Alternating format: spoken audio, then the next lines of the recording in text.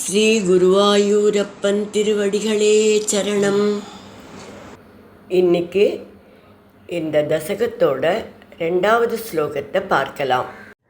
முதல்ல வார்த்தைகளை பிரித்து சொல்லலாம், பிறகு ஒவ்வொரு வரியும் சேர்த்து சொல்லலாம்.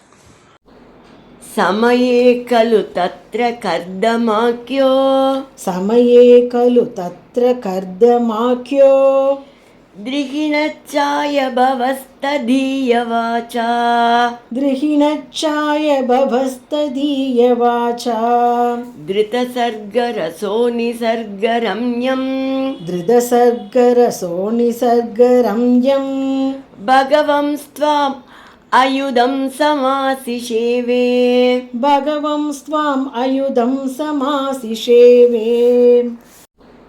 समये खलु तत्र कर्दमाक्यो, द्रिहिणच्चाय भवस्तदीयवाचा, समये खलु तत्र कर्दमाक्यो, द्रिहिणच्चाय भवस्तदीयवाचा, धृतसर्गरसो निसर्गरम्यं, भगवंस्त्वाम् अयुधं समासिषेवे, धृतसर्गरसो निसर्गरम्यं, भगवंस्त्वाम् अयुधं समासिषेवे. இப்போ நாம் இந்த ஸ்லோகத்தோட வார்த்தைகளை பிரித்து அர்த்தங்களை பார்க்கலாம். சமயே கலு தத்ர, அந்த சமயத்தில் தான் திரிகிண சாய பவ, திரிகிணன்னா பிரம்மா, பிரம்மாவோட சாயன நிழல், அந்த நிழலிலிருந்து தோன்றியவரான கர்தமாக்கிய, கர்தமர் என்பவர் ததீய வாச்சா, பிரம்மாவோட ஆணையினால், திருத சர்க்கரச, படைப்பின் மீது விருப்பம் கொண்டு, பகவானே நிசர்கரம்யம், இயல்பாகவே பேரழகுடையவரான உங்களை அயுதம்சமாக 10,000 ஆண்டுகள் சிஷேவே ஆராதித்து தவம் புரிந்தார்.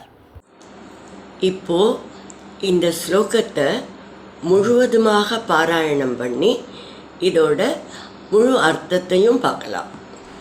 சமயே கலு தத்ர கர்தமாக்யோ, திரிகிணச்சாய பவஸ்ததீயவாச்சா, திருதசர்கரசோ நிசர்கரம்யம், பகவம்ஸ்த்வாம் அயுதம் சமாசிஷேவே. தசகம் 14, 15 ரெண்டும் பகவானோட அம்சாவதாரமான கபிலரை பற்றியது.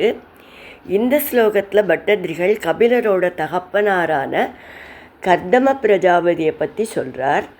கர்தம பிரஜாபதி பிரம்மாவால் சிருஷ்டியை விருத்தி பண்ணுறதுக்காக படைக்கப்பட்டவர், பிரம்மாவோட நிழலிலிருந்து தோன்றியவர்.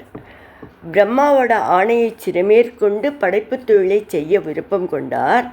ஆனால் பகவானே குருவாயூரப்பா, சுபாவத்திலேயே பேழரகரான உங்களை 10,000 ஆண்டுகள் தியானித்து ஆராதனை செய்து தவம் புரிந்தார் என்று பட்டதிரிகள் சொல்கிறார்.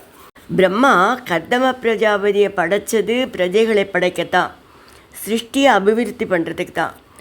கர்தமருக்கு தந்தையோட விருப்பத்தை நிறைவேற்றுவதில் முழு சம்மதம், ஈடுபாடு இருந்தது. அந்த குறிக்கோளை கர்தமர் எப்படி நிறைவேற்றினார்னா, முதல்ல 10,000 ஆண்டுகள் பகவானை தியானித்து தவம் செய்கிறார். அந்த தவத்தால் பகவானை பிரீதி பண்ணி அவர் அருளை பெற்ற பிறகு அவரோட ஆசியோடு நிறைவேற்றார்.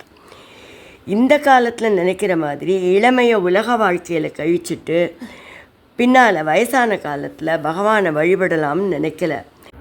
பிரம்மாவின் புதல்வர்களுக்கு மிக நீண்ட ஆயுள் இருந்தது. அந்த ஆயுளை பகவானை தரிசனம் செய்ய தவம் செய்வதில் முதலில் ஈடுபட்டு பின்னர் அவருடைய ஆசியுடன் சந்ததிகளை உருவாக்கினார்கள்.